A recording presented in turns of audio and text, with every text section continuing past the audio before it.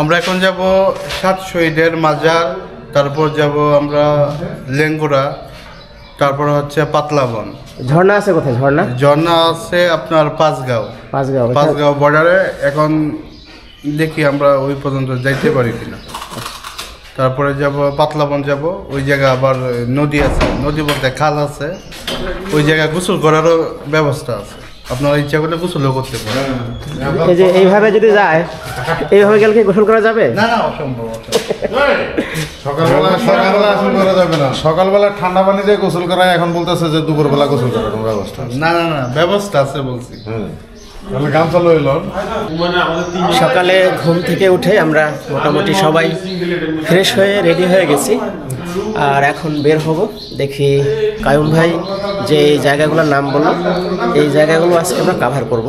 তাহলে চলেন বের হয়ে এবং নাস্তা করে আমাদের গন্তব্যের উদ্দেশ্যে রওনা দিই। একটা পরোটা 2 পাশে তেল দিয়ে ভাজি দিবে, দুইজনের না, উনি খাবে না। আমি কলমাকান্দা বাজার থেকে সকালে নাস্তা সেরে নিলাম, আর এখন আমরা অটো ভাড়া করেছি। এই আমার পিছনে যেই অটো দেখতে পাচ্ছেন, এই অটোতে করে এখন আমরা যাব আমাদের গন্তব্যে। বাংলাদেশের সীমান্তবর্তী জেলা নেত্রকোনার কলমাকান্দা উপজেলার একটি পাহাড়ি সীমান্ত অঞ্চলের নাম লেঙ্গুরা। এই অঞ্চলে বাঙালিদের পাশাপাশি গারো, হাজং, কোচ, হদিসহ বিভিন্ন আদিবাসীদের বসবাস। পুরো এলাকাটি জুড়ে ভিন্ন এক চিত্রের বহিঃপ্রকাশ ঘটে।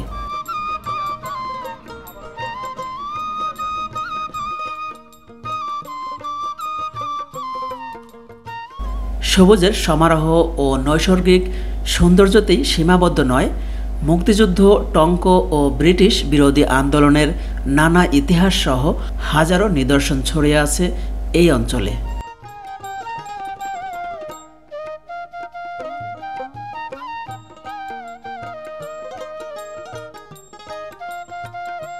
আমরা এখন বাংলাদেশ ও ভারত সীমান্তের খুব কাছাকাছি চলে আসছি। 200 মিটার সামনে গেলেই নো ম্যানস ল্যান্ড শুরু হবে।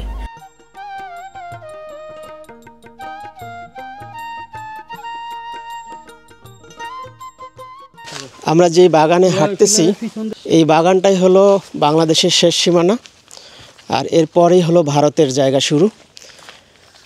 ভারত বাংলাদেশের যেই নো ম্যানস ল্যান্ড আছে, তার সীমানা নির্ধারক পিলারটা ঠিক সামনেই আছে। ওইটা হলো নো ম্যানস ল্যান্ডের পিলার। একটা আম গাছের গোড়ায় সতর্ক বাণী লেখা আছে যে বাংলাদেশ সীমান্ত শেষ।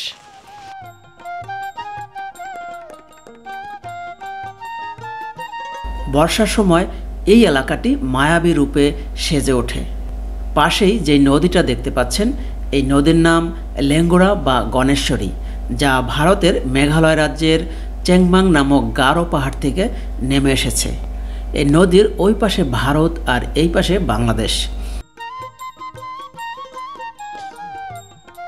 যে নদীটা দেখতে পাচ্ছেন, এটাই হলো লেঙ্গুরা নদী। এই নদীটা হলো ভারত থেকে উৎপত্তি হয়ে এসেছে। ভারত থেকে প্রবাহিত হয়েই এই নদীটা আমাদের বাংলাদেশে প্রবেশ করেছে, আর এই নদীর অর্ধেক বাংলাদেশের এবং অর্ধেক ভারতের। আর আমার পিছনে যেই পাহাড় দেখতে পাচ্ছেন, এটা হলো ভারতের মধ্যে। আমরা যতটুকু জানি যে এই জায়গার নাম হলো লেঙ্গুরা। 7 শহীদের মাজার। এই মেহগনি বাগানের ভিতরে রয়েছে 7 শহীদের মাজার। 1971 সালে মহান মুক্তিযুদ্ধের সময় পাক বাহিনীর সাথে সম্মুখ যুদ্ধে শহীদ হওয়া 7 শহীদের মরদেহ এখানেই সমাহিত করা হয়।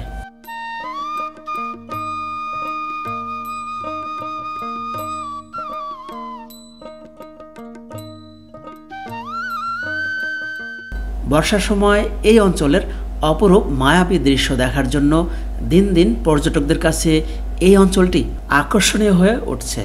প্রিয় বন্ধুরা, 7 শহীদের মাজার বা লেঙ্গুরা নামক স্থান থেকে আজকের মতন বিদায় নিচ্ছি। দেখা হবে নতুন কোনো ভিডিওতে। সে পর্যন্ত ভালো থাকবেন, সুস্থ থাকবেন। আল্লাহ হাফেজ।